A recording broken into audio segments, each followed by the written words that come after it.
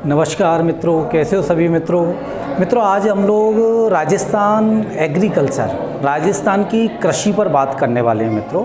और राजस्थान की कृषि में देखेंगे हम लोग कि किस तरह के क्वेश्चन राजस्थान की कृषि पर पूछे जाते हैं। आप लोग लास्ट तक वीडियो में बने रहें, जिससे हम प्रत्येक राजस्थान एग्रीकल्चर को लेकर के प्रत्येक पॉइंट पर हम लोग बात करने वाले हैं कि राजस्थान की एग्ज़ामों में किस तरह से क्वेश्चन एग्रीकल्चर को लेकर पूछा जाता है मित्रों। देखो, एग्रीकल्चर पर हम लोग बात करें तो कृषि पर कि जो कृषि है, इस कृषि को लेकर के किस तरह के क्वेश्चन पूछे जाते हैं या एग्रीकल्चर को लेकर के किस तरह के क्वेश्चन पूछे जाते हैं मित्रों। तो देखो, एग्रीकल्चर को लेकर के जो क्वेश्चन पूछे जाते हैं वो किस तरह के क्वेश्चन रहते हैं, उन सभी चीज़ों पर हम लोग इसमें चर्चा करने वाले हैं कि एग्रीकल्चर से संबंधित या कृषि से संबंधित कैसे क्वेश्चन रहते हैं मित्रों। चलो देखें मित्रों, एग्रीकल्चर से संबंधित हम लोगों के लेवल पर किस तरह के क्वेश्चन पूछे जाते हैं। तो एग्रीकल्चर को लेकर के यदि देखा जाए तो हमारे देश में जो कृषि है, इस कृषि को हमारे देश में क्या कहा जाता है, या हमारे राजस्थान में इस कृषि को क्या कहा जाता है, मौसम का जुआ। कृषि को क्या कहा जाता है, मौसम का जुआ कहा जाता है मित्रों। मौसम का जुआ, मौसम का जुआ कहा जाता है मित्रों किसको, कृषि को। कृषि को मौसम का जुआ कहा जाता है। तो यदि आपसे कहा जाए कि मौसम का जुआ किसे कहते हैं, तो आपका आंसर होगा मौसम का जुआ किसे कहा जाता है, तो एग्रीकल्चर या कृषि को मौसम का जुआ कहा जाता है मित्रों। ये जो एग्रीकल्चर है या जो कृषि है, इसको मौसम का जुआ कहा जाता है। इस कृषि का हृदय किसे कहते हैं, कृषि का हृदय स्थल किसे कहा जाता है, हृदय स्थल। तो कृषि का हृदय स्थल किसे कहा जाता है मित्रों, कृषि का हृदय स्थल कहा जाता है मैदानों को। कृषि का यदि आपसे पूछा जाए कि कृषि का हृदय स्थल किसे कहते हैं, तो आंसर क्या होगा, मैदान को या मैदानों को कृषि का क्या कहा जाता है, हृदय स्थल कहा जाता है। तो मौसम का जुआ किसे बोल रहे हो आप, कृषि को बोलते हैं। हृदय स्थल किसे कहा जाता है, कृषि का, तो मैदानों को कहा जाता है कृषि का हृदय स्थल। सबसे कम कृषि, यदि आपसे पूछा जाए सबसे कम कृषि कहाँ पर देखी जाती है, सबसे कम कृषि कहाँ होती है, तो सबसे कम कृषि है आपके अरावली। अरावली में सबसे कम कृषि देखी जाती है आपके। तो हृदय, तो कृषि का हृदय स्थल किसे कहा जाएगा, मैदानों को कहा जाएगा। सबसे कम कृषि कहाँ होगी, अरावली पर। और कृषि को क्या कहा जाता है, मौसम का जुआ कहा जाता है। कृषि को मौसम का जुआ कहा जाता है, हृदय स्थल मैदानों को कहा जाएगा। सबसे कम कृषि कहाँ पर होगी, तो आपके आंसर क्या हो जाएगा मित्रों, अरावली। अरावली पर सबसे कम कृषि देखी जाती है आपकी। तो सर्वाधिक कृषि कहाँ होगी, मैदानों। इसलिए तो कह रहे हो आप लोग कि कृषि का हृदय किसको कहते हैं हम, मैदानों को कहा जाता है कृषि का हृदय जो आपके। इस कृषि से संबंधित यदि नीतियों पे हम लोग बात करें तो राजस्थान में जो प्रथम कृषि नीति, राजस्थान में प्रथम कृषि नीति, और इसके अलावा नवीनतम कृषि नीति। तो राजस्थान में पहली कृषि नीति या राजस्थान में नवीनतम कृषि नीति कब आई, तो राजस्थान में 2013 में प्रथम कृषि नीति या नवीनतम कृषि नीति देखी गई थी मित्रों। तो प्रथम कृषि नीति या नवीनतम कृषि नीति राजस्थान में कब आई है, तो 2013 में राजस्थान में नवीनतम या प्रथम कृषि नीति आई। यदि आप लोगों से पूछा जाए कि राजस्थान में प्रथम जैविक कृषि नीति, राजस्थान में प्रथम जैविक कृषि नीति, तो राजस्थान में पहली जैविक कृषि नीति जो आई है, तो राजस्थान में पहली जैविक कृषि नीति कब आई, 2017 में मित्रों। 2017 में राजस्थान में प्रथम जैविक कृषि नीति आई। तो राजस्थान में पहली कृषि नीति या नवीनतम कृषि नीति 2013 की है। और यदि आपसे पूछा जाए कि प्रथम जैविक कृषि नीति, क्योंकि जैविक खेती को बहुत तीव्र गति से सरकार द्वारा बढ़ावा दिया जा रहा है आपके, और लाभदायी भी है जैविक खेती है वो, तो पहली जैविक कृषि नीति राजस्थान में कब आई है? तो आपको ध्यान रखना है 2017 में। 2017 में राजस्थान में पहली जैविक कृषि नीति आई है। तो पहली जैविक कृषि नीति राजस्थान में कब आई है? 2017 में। और यदि आपसे पूछा जाए कि राजस्थान का प्रथम जैविक जिला किसको घोषित किया गया? राजस्थान का प्रथम जैविक जिला, यदि आप लोगों से पूछा जाता है कि राजस्थान का प्रथम जैविक कृषि जिला, राजस्थान का प्रथम जैविक कृषि जिला, यदि आपसे कहा जाए कि राजस्थान का पहला जैविक कृषि जिला कौन सा है, तो राजस्थान का पहला जैविक कृषि जिला है आपके डूंगरपुर। कौन सा है आपके? डूंगरपुर। यदि आपसे पूछा जाए राजस्थान का पहला जैविक कृषि जिला, तो राजस्थान का पहला जैविक कृषि जिला कौन सा है? तो डूंगरपुर है। राजस्थान का पहला जैविक कृषि जिला डूंगरपुर है। पहली जैविक कृषि नीति कब आई है? 2017 में। पहली जैविक कृषि नीति है 2017 में। और राजस्थान का पहला जैविक कृषि जिला कौन सा है? डूंगरपुर।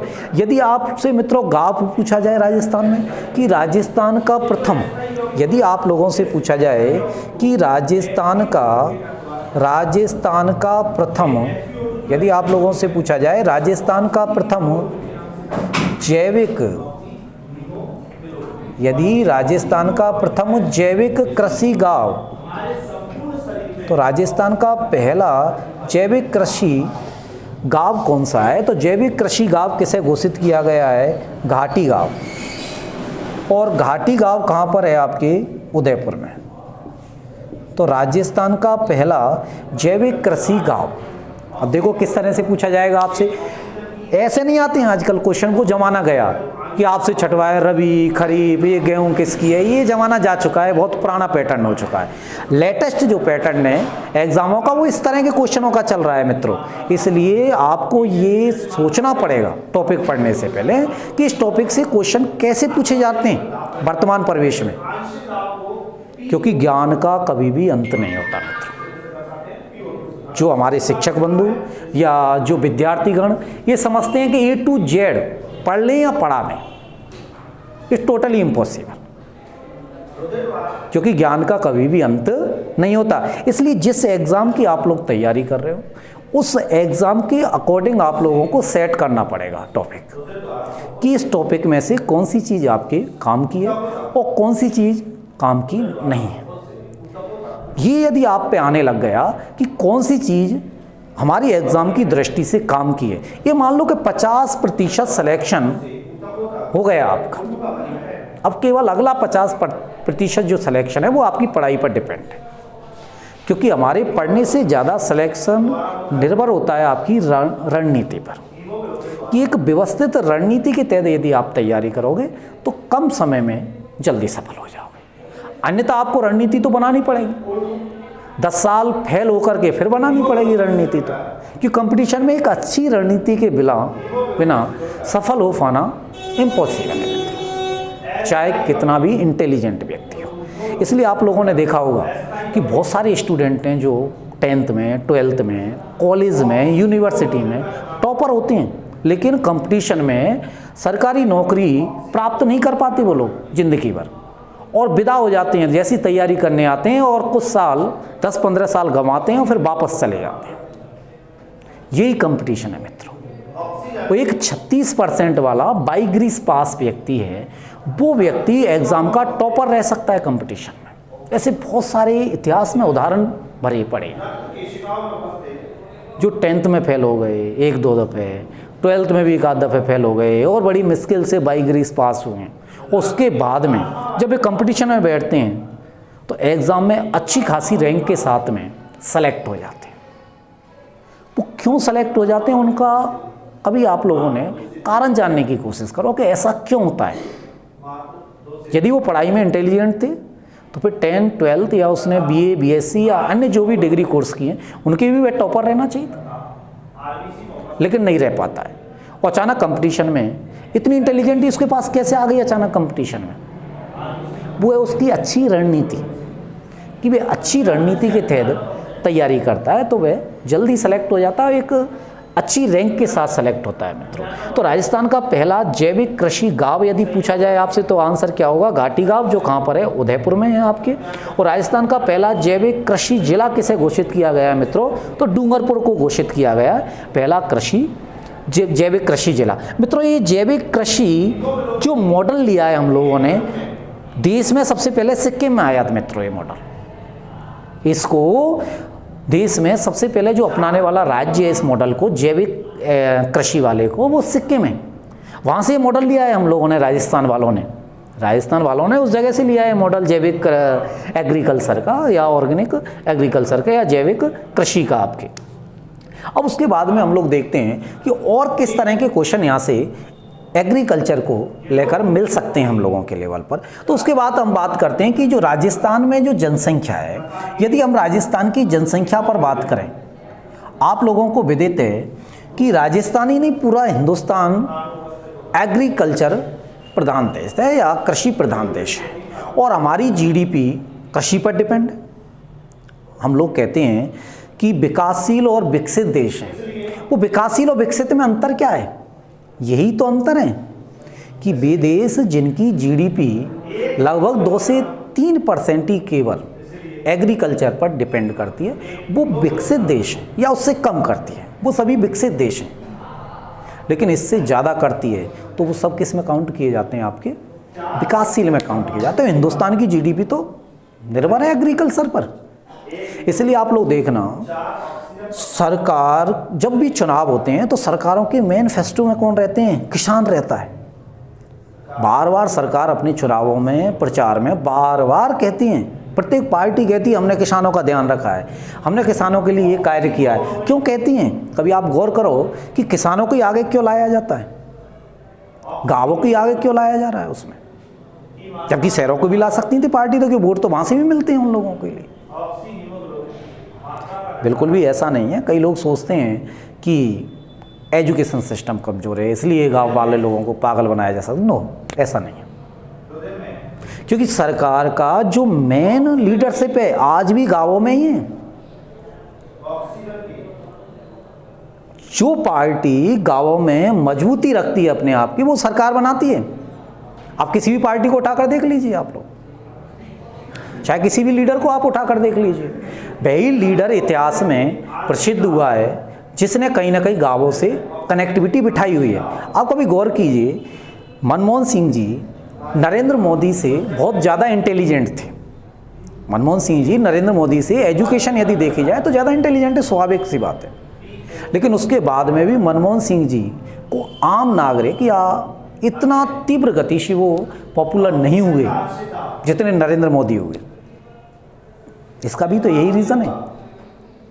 राहुल गांधी अब तक पॉपुलर क्यों नहीं हो पाए? यही रीज़न था। इसलिए उन्होंने भारत जोड़ो यात्रा प्रारंभ करनी पड़ गई उनको, और भारत जोड़ो यात्रा के बाद धीरे धीरे लोग जानने लगे कि राहुल गांधी भी कोई है। तो कहीं ना कहीं एग्रीकल्चर का प्रभाव, कृषि का प्रभाव, किसानों का प्रभाव, गांवों का प्रभाव पूरे के पूरे देश की इकोनॉमी पर है मित्र। इसलिए उस पॉइंट को भी हम लोग यहाँ लेकर चलेंगे कि राजस्थान में जो एग्रीकल्चर की यदि स्थिति देखी जाए तो राजस्थान की जो कुल जनसंख्या है, राजस्थान की जो कुल जनसंख्या है, उस कुल जनसंख्या का कितना प्रतिशत एग्रीकल्चर पर निर्भर करता है? चलो बताइए आप लोग, राजस्थान की कुल जनसंख्या का कितना प्रतिशत कृषि पर निर्भर करता है?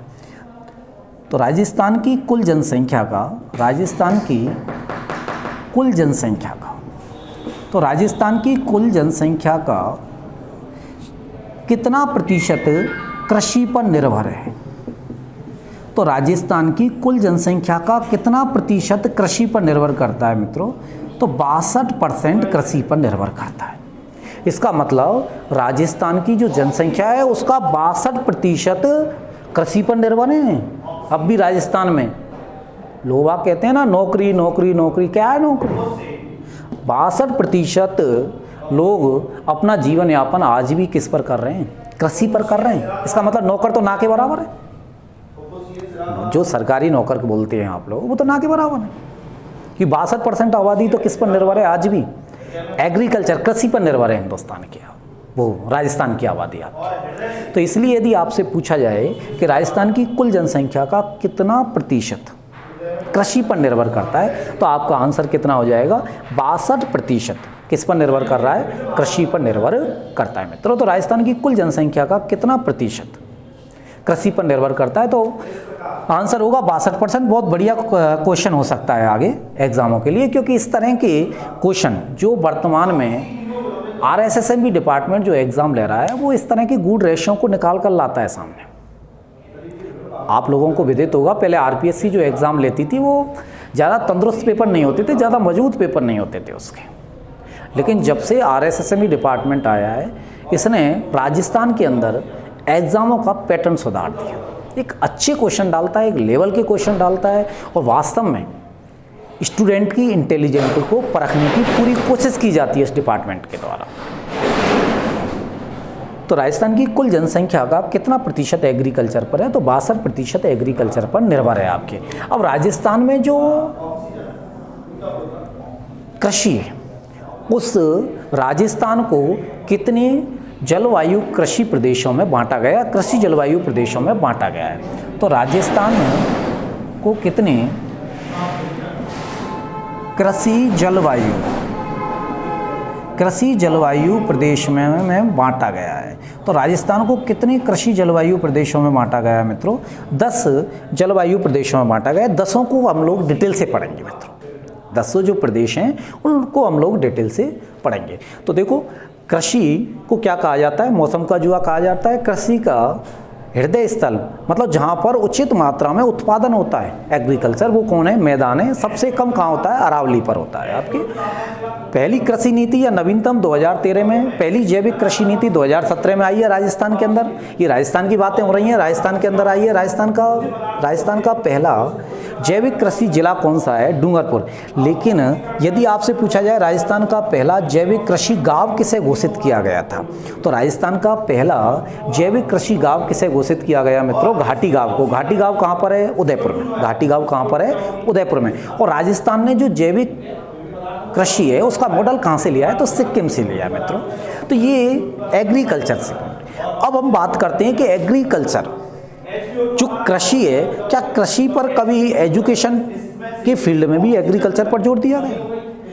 क्योंकि जब कृषि, हमारी जो आबादी है एक बड़ी संख्या में कृषि पर निर्भर है, तो हमारे जो एजुकेशन सिस्टम है, हमारा जो क्या है एजुकेशन सिस्टम है, उसमें भी किसको डाल दिया गया है? कृषि को डाल दिया गया है।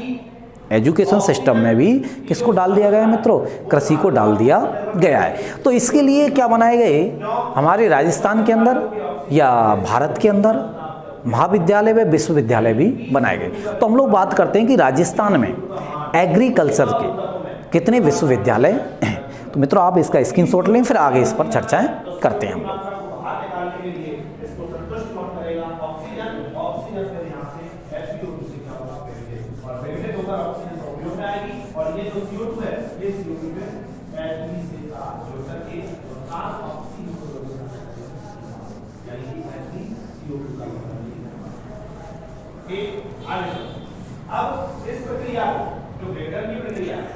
अब देखो मित्रों, यदि इस एग्रीकल्चर पर और आगे बातें की जाएं कि हम लोगों की एग्जामों में किस तरह के क्वेश्चन और पूछे जाते हैं एग्रीकल्चर से संबंधित, तो देखो इस पर हम बातें करते हैं कि जो एग्रीकल्चर है, अब एजुकेशन सिस्टम में भी डाला गया है इसको, क्योंकि हमें प्रॉब्लम हो रही है। प्रॉब्लम क्या है कि जो पढ़े लिखे लोग हैं वो तो पढ़ते हैं कृषि को, और जो अनपढ़ हैं वो करते हैं कृषि, इसलिए दोनों का तालमेल नहीं बैठ पा रहा है मित्रों।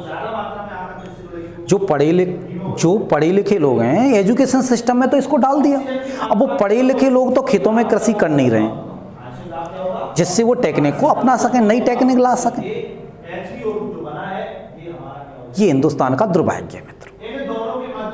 यदि पढ़े लिखे लोग खेती करने लग जाएंगे तो खेती में तीव्र गति से टेक्नोलॉजी आने लगेगी। और टेक्नोलॉजी जहाँ आएगी वहाँ चीज़ का डेवलपमेंट होता है टेक्नोलॉजी के द्वारा। लेकिन हिंदुस्तान में उल्टा चलता है। हिंदुस्तान में जो खेती करते हैं उनके लिए कृषि को पढ़ाया नहीं जाता है। एक तरह से कह सकते हो कि वो एजुकेशन सिस्टम से जुड़े नहीं रहते हैं कृषि के से, और जिनको पढ़ाया जाता है वो खेतों में जा कर के खेती नहीं करते। इसलिए हिंदुस्तान में एग्रीकल्चर से संबंधित टेक्नोलॉजी तीव्र गति से नहीं आ पा रही है। ये दुर्भाग्य है हिंदुस्तान का। जब भी हम लोग देखते हैं कि राजस्थान में कृषि से संबंधित कितनी विश्वविद्यालय कार्य कर रही हैं वर्तमान में, तो यदि देखा जाए तो हिंदुस्तान में राजस्थान में वर्तमान में, राजस्थान की यदि हम लोग बात करें तो राजस्थान में वर्तमान में 5 विश्वविद्यालय हैं कृषि से संबंधित, या आप कह सकते हो कृषि विश्वविद्यालय।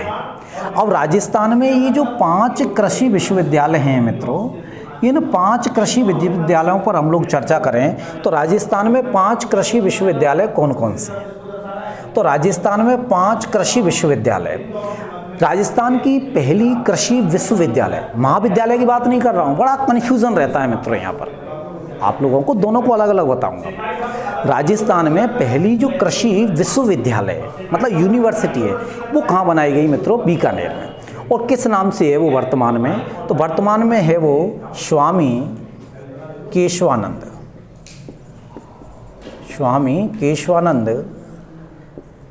राजस्थान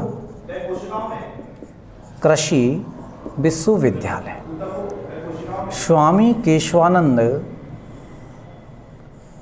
राजस्थान कृषि विश्वविद्यालय। तो एक तो स्वामी केशवानंद राजस्थान कृषि विश्वविद्यालय है आपकी। ये जो विश्वविद्यालय है इसका पुराना नाम क्या था? तो इसका जो पुराना नाम है, जिस नाम से सबसे पहले स्थापित हुई वो किस नाम से हुई थी? तो ये स्थापित हुई थी राजस्थान कृषि विश्वविद्यालय के नाम से इसको स्थापित किया गया था। राजस्थान कृषि विश्वविद्यालय के नाम से इस विश्वविद्यालय को बनाया गया था, जो वर्तमान में किस नाम से जानी जा रही है? स्वामी केशवानंद राजस्थान कृषि विश्वविद्यालय के नाम से जानी जा रही है मित्रों। इसकी जो स्थापना यदि देखी जाए तो इसकी स्थापना कब हुई है? तो इसकी स्थापना हुई थी मित्रों 1987 में।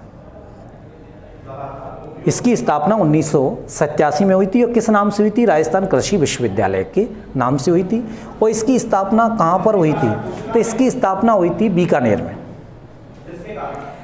बीकानेर में इसकी क्या हुई है? स्थापना हुई है मित्रों। तो इसकी स्थापना कहाँ हुई है? बीकानेर में। बीकानेर में इसकी स्थापना हुई, लेकिन 2009 में इसका नाम परिवर्तित कर दिया गया। 1987 में इसका नाम सरकार ने रखा था राजस्थान कृषि विश्वविद्यालय 1987 में, और 2009 में इसका नाम परिवर्तित करके क्या कर दिया गया? स्वामी केशवानंद राजस्थान कृषि विश्वविद्यालय कर दिया गया 2009 में। तो 2009 में क्या किया गया? नाम परिवर्तित किया गया।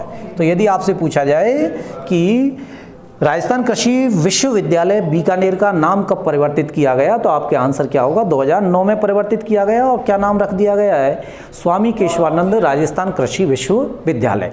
और ये राजस्थान की प्रथम कृषि विश्वविद्यालय, राजस्थान की प्रथम कृषि विश्वविद्यालय, राजस्थान की प्रथम कृषि विश्वविद्यालय।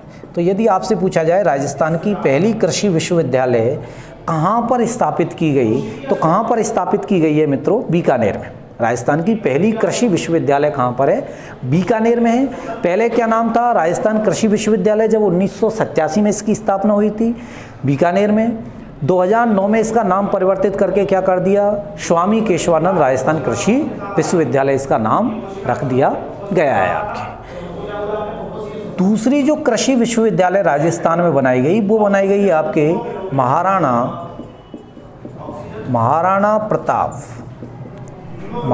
प्रताप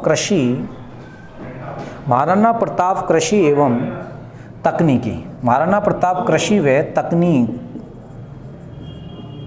तकनीक विश्वविद्यालय, महाराणा प्रताप कृषि व तकनीक विश्वविद्यालय।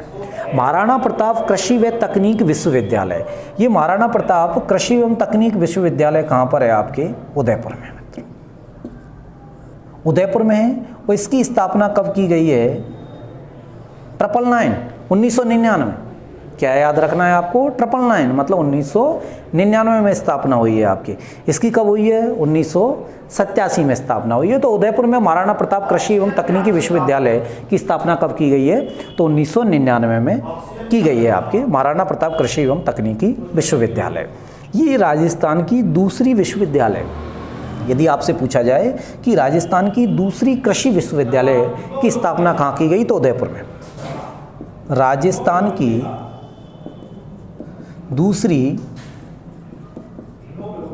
कृषि विश्वविद्यालय, तो राजस्थान की दूसरी कृषि विश्वविद्यालय कहाँ बनाई गई, उदयपुर में बनाई गई मित्रों।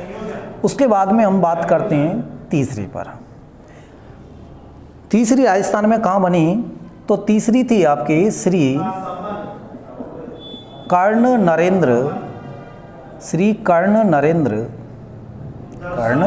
नरेंद्र कृषि विश्वविद्यालय, कृषि विश्वविद्यालय मित्रों। ये स्टार्टिंग में इस नाम से नहीं थी, स्टार्टिंग में इस नाम से नहीं थी, श्री कर्ण नरेंद्र कृषि विश्वविद्यालय। ये वर्तमान में इस नाम से जानी जा रही है। इसका इतिहास क्या कहता है वो उस पर चलते हैं हम लोग। तो यदि इतिहास पे देखें तो इसकी जो स्थापना हुई है वो स्थापना कब हुई है, तो इसकी स्थापना हुई है 1947 में मित्रों। 1947 में इसकी स्थापना हुई और इसकी स्थापना एक विश्वविद्यालय के रूप में नहीं हुई है, महाविद्यालय के रूप में हुई है।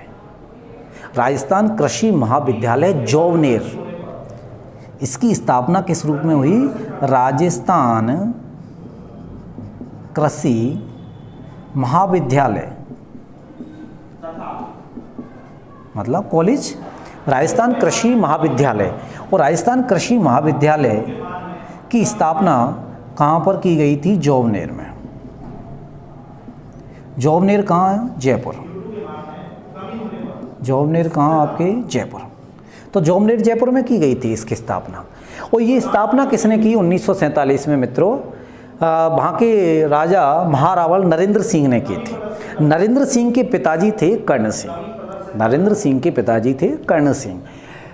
सरकार ने इसका जो नाम है इनके पिताजी के ऊपर रख दिया और इस जो महाविद्यालय है इसका नाम 2013 में क्या रख दिया, श्री कर्ण नरेंद्र कृषि विश्वविद्यालय। महाविद्यालय से क्या बना दी, विश्वविद्यालय मतलब यूनिवर्सिटी बना दी। तो ये 2013 में क्या बनाई है, यूनिवर्सिटी बनाई है मित्रों। और 2013 में इसका क्या किया गया है, नाम परिवर्तित किया गया है आपके। पहले इसका नाम था राजस्थान कृषि महाविद्यालय, जोबनेर जयपुर में थी आपके। अब भी ये जोबनेर में ही है, अब भी इसका तो मुख्यालय तो कहाँ है, जोबनेर जयपुर में ही है, लेकिन इसको अब महाविद्यालय से क्या बना दिया, विश्वविद्यालय बना दिया। ध्यान रखना है आप लोगों को। तो यहाँ से एक क्वेश्चन और बनेगा आपके, और जो क्वेश्चन अक्सर एग्जामों में आता रहता है, राजस्थान की पहली कृषि महाविद्यालय कहाँ है। तो राजस्थान की पहली कृषि महाविद्यालय जोबनेर जयपुर में, जबकि राजस्थान की पहली कृषि विश्वविद्यालय यदि पूछी जाती है तो बीकानेर में। दोनों का अलग अलग आंसर है। यदि आपसे पूछा जाता है कि राजस्थान की पहली कृषि महाविद्यालय, तो महाविद्यालय तो कहाँ जाएगा, जोबनेर जयपुर। कहाँ, जोबनेर जयपुर। महाविद्यालय महानगर कौन है राजस्थान में, तो जयपुर। जोड़ दो दोनों को, महाविद्यालय महानगर, तो याद रह जाएगा आपको। तो क्या है, जोबनेर। कहाँ, जयपुर। और विश्वविद्यालय कहाँ पर है, बीकानेर में। विश्वविद्यालय कहाँ पर है आपके, बीकानेर में मित्रों। उसके बाद में हम लोग देखते हैं कि ये राजस्थान की क्या थी, राजस्थान कृषि महाविद्यालय राजस्थान की प्रथम कृषि महाविद्यालय थी। तो राजस्थान की प्रथम कृषि महाविद्यालय, यदि आपसे कहा जाए राजस्थान की पहली कृषि महाविद्यालय कहाँ स्थापित की गई थी, तो जोबनेर जयपुर में 1947 में। 2013 में यूनिवर्सिटी बना दी गई है। इसके अलावा 2013 में एक तो इसको यूनिवर्सिटी बनाया और 2013 में 2 अतिरिक्त नई यूनिवर्सिटी भी बनाई सरकार ने। वो 2013 में कौन सी नई यूनिवर्सिटी बनाई, तो वो बनाई थी आपके, एक तो जोधपुर में और एक कोटा में। 2 जगह नई यूनिवर्सिटी एग्रीकल्चर बनाई थी। जोधपुर में मंडौर में बनाई थी। तो जोधपुर में राजस्थान कृषि विश्वविद्यालय के नाम से खोली थी, और राजस्थान कृषि विश्वविद्यालय के नाम से जोधपुर में कहाँ पर खोली थी? आपके मंडौर में, मंडौर जोधपुर में। तो मंडौर जोधपुर में खोली थी मित्रों एक। और ये कब? 2013 में। 2013 में सरकार को अचानक होश आया कि एग्रीकल्चर पीछे रह चली, इसलिए सरकार ने कदम उठाए थे। यदि सरकार समय समय पर ही चेतती रहे तो इस तरह की प्रॉब्लम्स या दुविधाएं ना आए। लेकिन सरकार को कब होश आता है? जब कुछ सब कुछ खत्म हो चुका होता है। 2013 में सरकार को अचानक होश आया कि देखो अब आप लोग 87 से 99 पहुंच गया, और 99 के बाद ऐसा लग रहा है कि सरकारें सो गई हों। जैसे ऐसा लग रहा है 99 के बाद कि सरकारें सो गई हों, कोई दिन की नहीं रही हों सरकारें। डायरेक्ट ही होश कब आया? 13 में जाकर के कि एग्रीकल्चर को भी बढ़ाना है, एग्रीकल्चर को भी बढ़ाना है। अभी आप लोगों को लेटेस्ट गहलोत सरकार को होश आया है कि महिलाओं को भी एग्रीकल्चर में लाना है, इसलिए बच्चियों के लिए अलग से सरकार ने क्या स्टार्ट की है? स्कॉलरशिप स्टार्ट की। आप लोगों को विदित होना चाहिए इस चीज़ के बारे में कि एग्रीकल्चर में महिला बच्चियों के लिए, महिलाओं के लिए अलग से सरकार क्या दे रही है? स्कॉलरशिप दे रही है इस एजुकेशन में। तो मंडौर जोधपुर में 2013 में। इसके अलावा एक कोटा में भी विश्वविद्यालय बनाई गई। तो कोटा में विश्वविद्यालय राजस्थान एग्रीकल्चर विश्वविद्यालय के नाम से ही है, राजस्थान कृषि विश्वविद्यालय।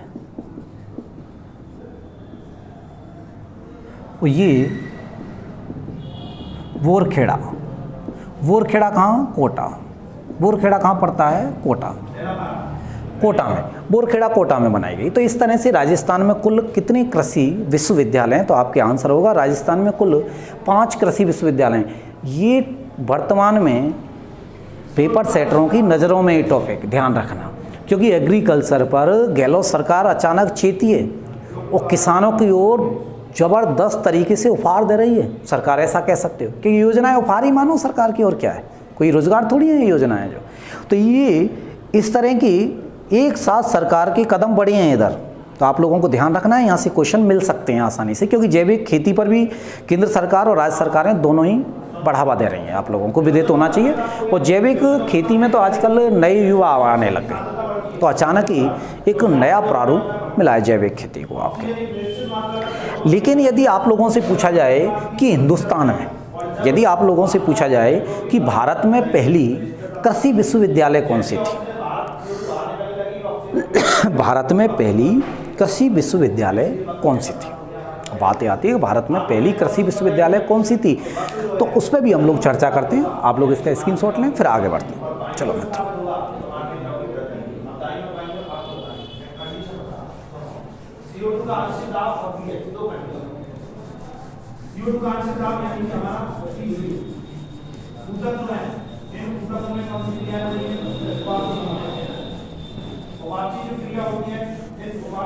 देखो आप लोगों ने देखा होगा कि एग्रीकल्चर से संबंधित है, यदि भारत के लेवल पर इस फील्ड को देखें तो आप लोग क्या देखते हो? भारत के लेवल पर देखने से पहले एक राजस्थान का एक तथ्य और देखते हैं हम लोग। राजस्थान में अब की बार एक बजट जारी किया गया है, कृषि बजट। कृषि बजट, इसको लेकर भी आप लोगों के लेवल पर क्वेश्चन पूछे जा सकते हैं। राजस्थान का प्रथम कृषि बजट स्वतंत्र रूप से, जो आम बजट है उससे अलग जारी किया गया है, तो आप कह सकते हो प्रथम स्वतंत्र कृषि बजट कह सकते हो। पहला स्वतंत्र कृषि बजट, तो राजस्थान का पहला स्वतंत्र कृषि बजट 2022-23 में घोषित हुआ है। कब घोषित किया गया? 2022-23 में। तो राजस्थान का पहला कृषि बजट या स्वतंत्र कृषि बजट 2022-23 में घोषित किया गया है। 2022-23 में घोषित किया गया राजस्थान का पहला कृषि बजट। अब कृषि बजट राजस्थान सरकार ने जारी किया है, और ऐसा करने वाला राजस्थान देश का पहला राज्य है मित्रों। ऐसा करने वाला राजस्थान देश का क्या है? पहला राज्य आपके। तो कृषि बजट जारी करने वाला देश का प्रथम राज्य कौन सा है? तो आंसर क्या होगा आपके? राजस्थान। राजस्थान ऐसा कारनामा करने वाला देश का पहला राज्य है। तो राजस्थान कृषि बजट जारी करने वाला जारी करने वाला, राजस्थान कृषि बजट जारी करने वाला देश का प्रथम राज्य, देश का प्रथम राज्य। तो कृषि बजट लाने वाला देश का पहला राज्य कौन सा है? तो आपके आंसर क्या होगा? राजस्थान। राजस्थान है आपके। तो राजस्थान पहला राज्य। इस कृषि बजट को प्रस्तुतकर्ता कौन था? मतलब इसको प्रस्तुत किसने किया था कृषि बजट को? तो कृषि बजट को किसने प्रस्तुत किया था पहले के को? तो आप कह सकते हो अशोक गहलोत साहब। अशोक गहलोत ने क्या किया? इस बजट को प्रस्तुत किया था। और इसकी थीम क्या थी? इस बजट की थीम थी, तो इस बजट की थीम थी मित्रों समृद्ध किसान। इस बजट की थीम थी समृद्ध किसान, खुशहाल राजस्थान। समृद्ध किसान, खुशहाल राजस्थान। समृद्ध किसान, खुशहाल राजस्थान। समृद्ध किसान, खुशहाल राजस्थान, ये इस कृषि बजट की थीम है। तो जो कृषि बजट है पहला 2022-23 में जारी हुआ है, राजस्थान में पहली बार जारी किया गया है। और कृषि बजट जारी करने वाला देश का पहला राज्य कौन बन गया है? राजस्थान। प्रस्तुत किसने किया है? अशोक गहलोत ने। और इस कृषि बजट है जो 2022-23 का जो अलग से कृषि बजट जारी किया है राजस्थान ने, उसकी थीम क्या है आपको ध्यान रखनी है। तो समृद्ध किसान, खुशहाल राजस्थान। समृद्ध किसान, खुशहाल राजस्थान। क्या थीम है आपकी? समृद्ध किसान, खुशहाल राजस्थान, इस बजट की थीम। अब हम लोग बात करते हैं कि ये जो अगला जो मुद्दा है वो क्या है आपके? वो कौन सा मुद्दे पे बात कर रहे हैं हम कि राजस्थान में पहली कृषि विश्वविद्यालय तो कहाँ बताई थी आपकी? बीकानेर में बताई थी। लेकिन यदि भारत के लेवल पर हम लोग बात करें कि भारत में पहली कृषि विश्वविद्यालय कौन सी थी मित्रों, तो देखो उस पर बात करते हैं हम लोग कि भारत में पहली कृषि विश्वविद्यालय कौन सी है और वो किससे जुड़ी हुई है। कि बहुत अच्छे तथ्य से जुड़ी हुई है जहाँ से अक्सर एग्जामों में क्वेश्चन मिल जाता है आपके। देखो क्या है आपके, तो भारत की पहली जो कृषि विश्वविद्यालय वो कहाँ पर है और उसका नाम क्या है? तो आपको ध्यान रखना है भारत की पहली कृषि विश्वविद्यालय, उसका नाम क्या है? गोविंद बल्लभ गोविंद बल्लभ कृषि एवं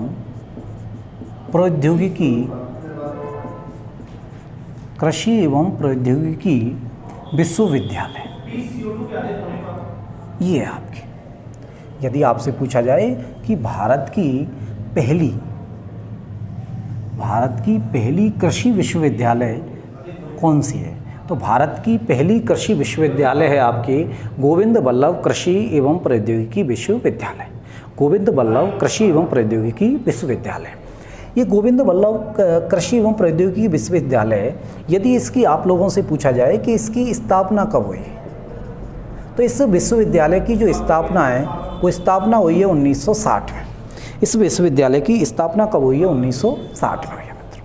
1960 में इस विश्वविद्यालय की स्थापना हुई।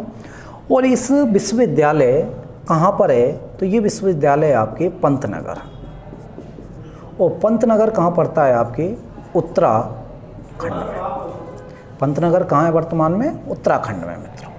तो ये पंतनगर उत्तराखंड में, तो वर्तमान में पंतनगर उत्तराखंड में। तो 1960 में गोविंद बल्लभ कृषि एवं प्रौद्योगिकी विश्वविद्यालय की स्थापना हुई है, जिसका मुख्यालय पंतनगर उत्तराखंड में। इस कृषि विश्वविद्यालय का मुख्यालय कहाँ पर है? पंतनगर उत्तराखंड में। ये जो कृषि विश्वविद्यालय है ये भारत की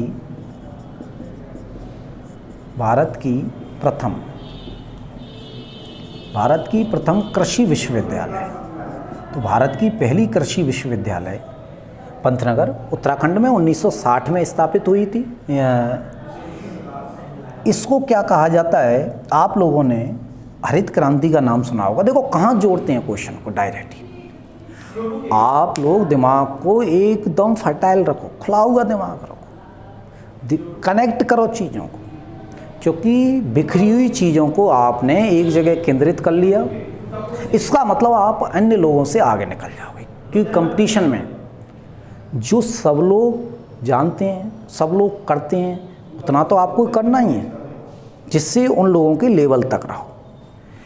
अब उन लोगों के लेवल तक रहोगे तो सिलेक्शन तो होना नहीं है, तो उनसे कुछ एक्स्ट्रा फिर करना पड़ेगा आपको जब सिलेक्शन होगा। तो इसलिए सिलेक्शन के लिए कुछ एक्स्ट्रा करना पड़ेगा आपको, सिलेक्शन लेना है तो, अन्यथा तो अगली तैयारी करो, क्योंकि तो बार बार वैकेंसी आती हैं और जाती हैं, ऐसा ही होता है। तो इसलिए कोई भी एक लक्ष्य निर्धारित कर लो और उस पर लग जाइए जब सिलेक्शन होते हैं। ऐसा नहीं होता है कि आप चाहो 3 महीने एक चीज़ की तैयारी कर रही, 2 महीने एक की कर रही, 5 महीने एक चीज़ की तैयारी कर रही, ऐसा सिलेक्शन थोड़ी होते हैं। एक चीज़ के लिए 1 साल 2 कम से कम जब सिलेक्शन निकलने लगते हैं। तो भारत की पहली कृषि विश्वविद्यालय गोविंद वल्लभ कृषि एवं प्रौद्योगिकी विश्वविद्यालय, जो कहाँ पर है, पंतनगर उत्तराखंड में 1960 में इसकी क्या की गई है, स्थापना की गई है। अब उससे आगे के बिंदुओं पर हम लोग चर्चा करते हैं कि यदि आपसे पूछा जाए कि भारत में हरित क्रांति का अग्रदूत किसे कहा जाता है, बहुत बढ़िया क्वेश्चन हो सकता है आपके कि भारत में हरित क्रांति का अग्रदूत किसे कहा जाता है। तो हिंदुस्तान में हरित क्रांति का अग्रदूत किसे कहा जाता है, तो इस विश्वविद्यालय को ही कहा जाता है।